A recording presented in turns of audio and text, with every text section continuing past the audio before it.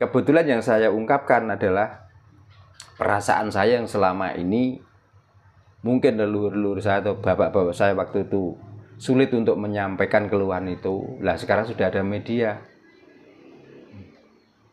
Kalau saya nunjuk salah satu orang, siapa yang saya tunjuk?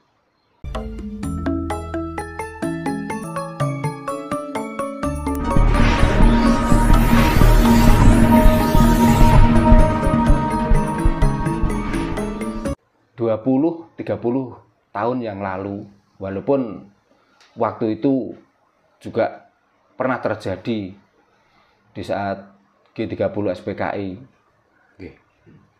Karena tertuduh kafir, tertuduh tidak beragama, banyak korban orang-orang yang tidak tahu tentang dosa itu menjadi korbannya. Tapi setelah itu kan damai lagi. Kita saling bisa bermasyarakat dengan baik, kita saling bisa menghormati, menghargai. Nah sekarang ini loh, zaman sudah maju, pengetahuan kita sudah luas. Dari media elektro, media siar, media apa saja. Tapi kok malah seperti ini? Lah dari situlah mungkin orang-orang itu, sehingga daripada ngikuti yang seperti ini, mendingan coba saya tak berhenti. Bukan artinya itu lari dari ajaran itu, tapi kepengen menyelami sebenarnya apa toh maksud dari ajaran yang selama ini diikuti dan yang selama ini diyakini. Itu mungkin saya tidak memastikan, tapi mungkin seperti itu. Maka orang itu banyak sekarang yang ateis, agnostik dan lain sebagainya. Karena banyak orang yang datang ke sini, ternyata saya tanya latar belakangnya juga orang yang sudah agamis awalnya. Gitu loh. Ya karena kebingungan itu. Dia tuh udah bingung mana yang akan menjadi panutan. Kalau panutan dengan kitab, nyatanya disalahkan dari kitab yang lain. Berdasarkan belajar kitab yang lain, ada muncul kitab baru lagi yang juga mengeluarkan aturan. Karena akhirnya bingung. Lah hidup ini terus selalu mengikuti aturan dari kitab. Lah kita butuh makan. Kita itu butuh berkeluarga dengan damai. Kita butuh bersosialisasi dengan warga. Lah kalau ini terus selalu dihalang-halangi dengan ketentuan kitab itu, terus kita itu menjadi apa? Apakah kita itu milih jadi robot? Tinggal mana yang pegang remote-nya, disuruh kemana ya kita berangkat, apakah seperti itu? Lah kita itu punya rasa. Jadi dari rasa itulah yang membuat orang itu dengan sendirinya berubah. Maka sekali lagi, walaupun saya ngomong di YouTube seperti ini, saya tidak pernah memaksa orang harus belajar atau mengikuti saya. Ini pedoman saya sendiri.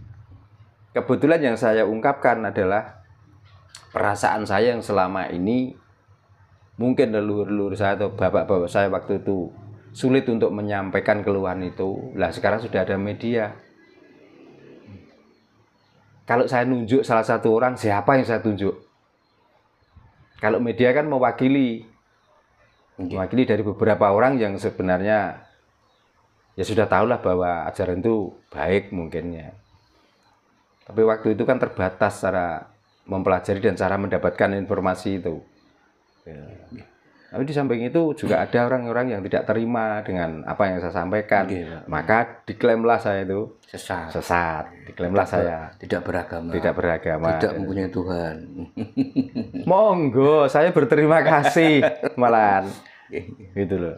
Jadi nggak usah itulah, nggak usah lah, untuk apalah mengotori pikiran kita sendiri. Makanya kalau sudah merasa benar, pertahankan kebenaran itu, dan kalau tidak cocok, nggak usah dilihat.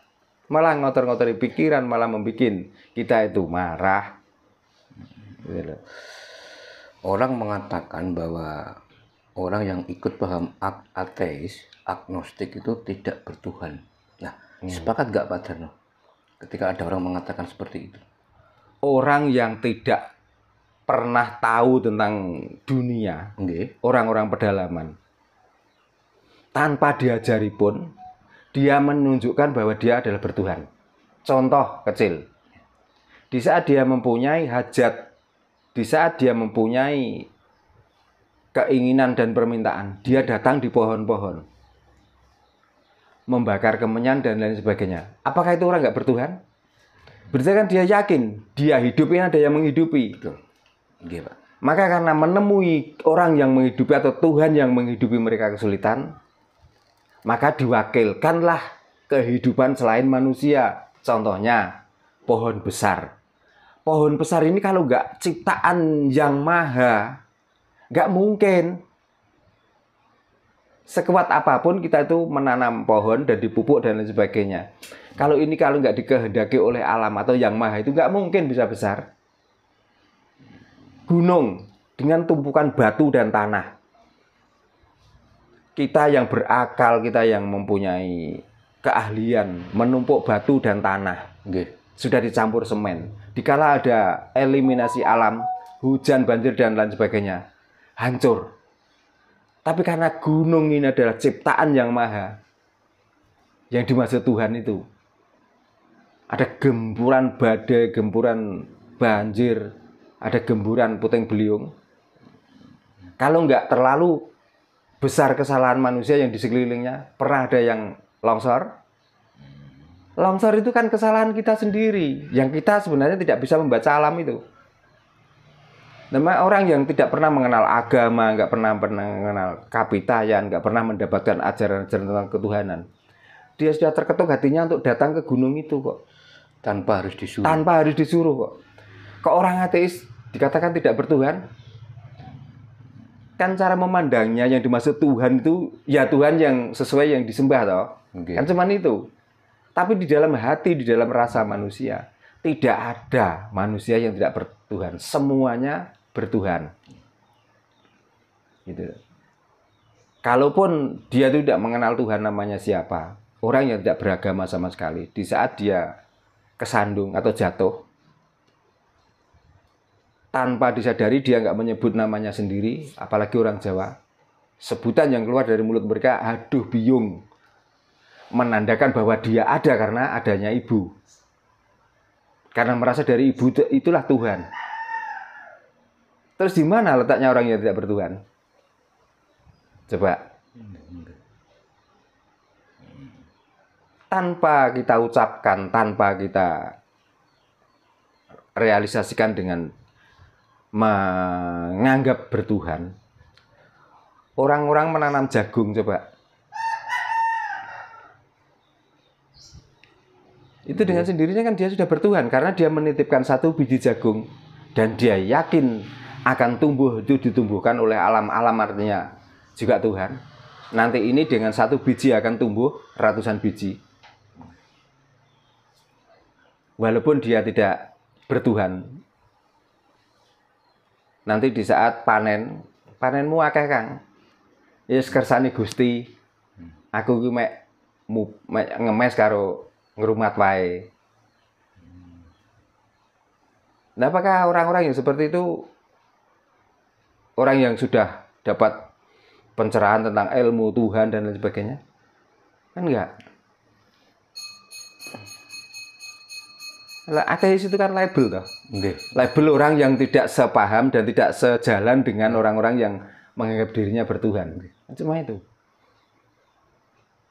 Tanpa diajari itu seperti itu, di saat orang itu kena musibah dan mendapatkan anugerah, dia juga nyebutnya kalau sakit, duh Gusti.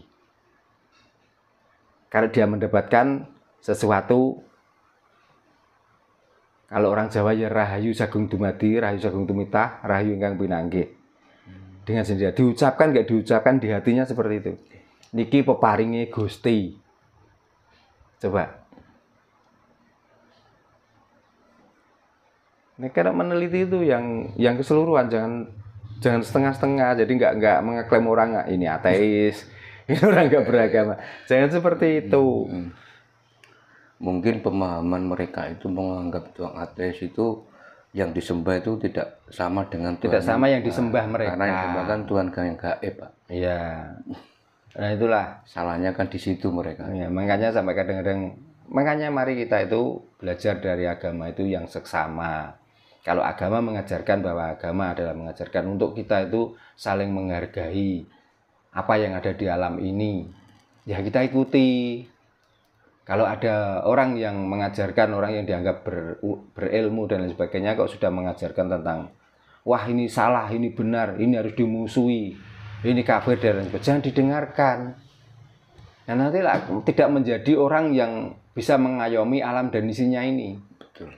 Kan kita nggak bisa selamat. Agama itu mengajarkan tentang keselamatan.